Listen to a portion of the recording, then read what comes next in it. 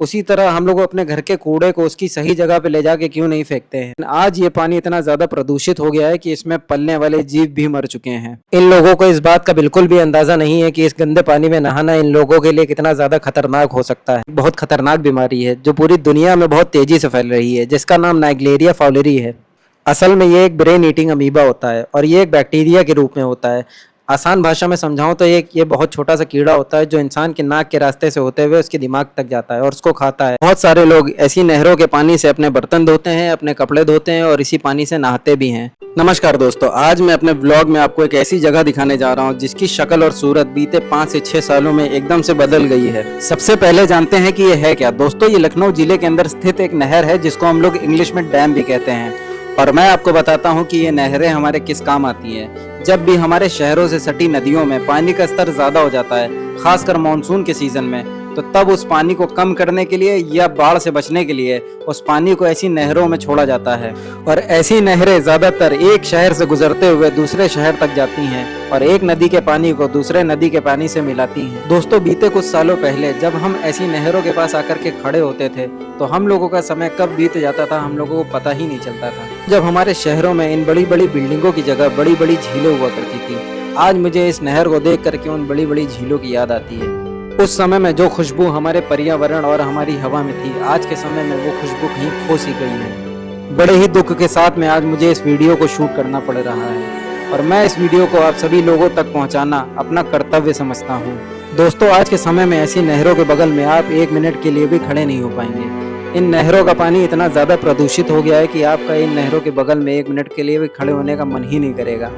आप इस नहर की हालत को मेरे इस वीडियो में देख करके समझ पा रहे होंगे और ऐसी नहरों की दुर्दशा करने का सबसे बड़ा जिम्मेदार मैं हम इंसानों को मानता हूँ। हम इंसानों ने इन नहरों को कूड़ा फेंकने की जगह में तब्दील कर दिया है। एक समय ऐसा था जब यहाँ पे बहुत सारे मछुआरे मछली पकड़ने आया करते थे, लेकिन आज ये पानी इतना ज्यादा प्रदूषित हो गया है कि इसमें पलने वाले जीव भी मर चुके हैं। आप सभी लोग इस वीडियो में साफ साफ देख पा रहे होंगे कि किस तरह से लोगों ने यहाँ पे कूड़ा फेंक फेंक करके इस नहर के पानी को दलदल में बदल दिया है।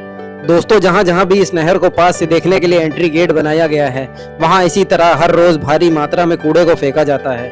और ऐसा हाल सिर्फ इसी नहर का नहीं है, शहर से होते हुए जितनी भी नहरें गुजरती हैं सभी का हाल ऐसा ही है। दोस्तों, अगर हम लोगों को चावल या दाल लेना होता है तो उसको लेने के लिए हम लोग राशन की दुकान तक जाते हैं।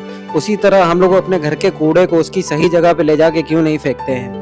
लेकिन हम लोगों को जहाँ पे भी खाली जगह मिलती है हम इस कूड़े को ले जाके वहीं पे फेंक देते हैं, जिसकी वजह से हमारे पर्यावरण को और हमारे साथ में रहने वाले जानवरों को इसकी सजा भुगतनी पड़ती है। दोस्तों, इस नहर के साथ साथ मैं आगे चलता चला जा रहा था, लेकिन लमसम 1.5 से 2 किलोमीटर चलने के बाद मुझे इस नहर के अंदर एक ऐसा नज़ारा देखने को मिला जिसको देख करके मैं हैरान रह गया। यहाँ पे आने के बाद मैंने ये देखा कि ये नहर एक पुल के नीचे से होते हुए आगे जा रही है और इस पुल के नीचे मैंने काफी सारे बच्चों को इस नहर के अंदर नहाते हुए देखा।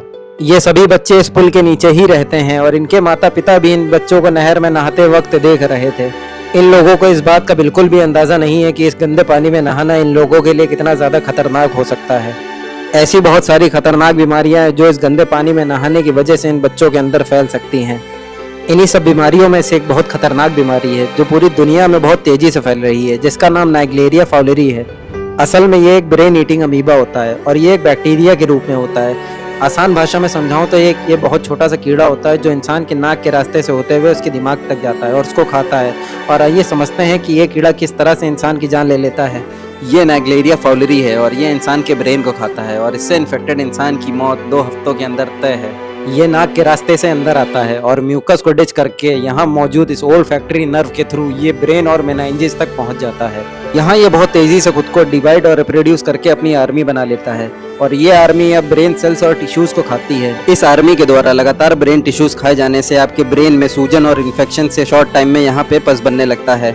इस स्टेज में एंटर करते ही आपके पास जीवन के कुछ पल ही बचे होते हैं। जब ये सब हो रहा होता है तब पेशेंट्स में कुछ इनिशियल सिम्टम्स जैसे कि टेस्ट का ना पता चलना, हेडेक, फीवर, वॉमिटिंग नजर आते हैं। लेकिन 5 दिन बाद स्टिफनेक, कंफ्यूजन और हेलुसिनेशन होने के साथ साथ आपका बॉडी कंट्रोल ऑलमोस्ट खत्म होने लगता है। और ये अमीबा ओपन वार्म वाटर में पाया जाता है और जनरली लेक्स और अनहाइजीनिक पूल में नहाने से ये आपकी नाक में ऐसे एंटर करता है। आखिर में दोस्तों, मैं अपनी वीडियो के माध्यम से आप सभी को ये मैसेज देना चाहता हूँ कि आप सभी अपने घर के कूड़े को उसकी सही जगह पे ले जाके फेंकें, क्योंकि इन नहरों के आसपास रहने वाले बहुत से गरीब इंसानों के पानी का मुख्य स्रोत ऐसी नहरें होती हैं। बहुत सारे लोग ऐसी नहरों के पानी से अपने बर्तन धोते हैं, अपने कपड़े धोते हैं और इसी पानी से नहाते भी हैं, क्योंकि ऐसे लोगों के पास पानी की कोई व्यवस्था नहीं होती है। इसीलिए ऐसे लोग इन नहरों के पानी के ऊपर निर्भर होते हैं। दोस्तों, अगर आपको मेरी ये वीडियो अच्छी लगी हो तो मेरी वीडियो को लाइक और मेरे चैनल को सब्सक्राइब करना ना भूलें। नमस्कार।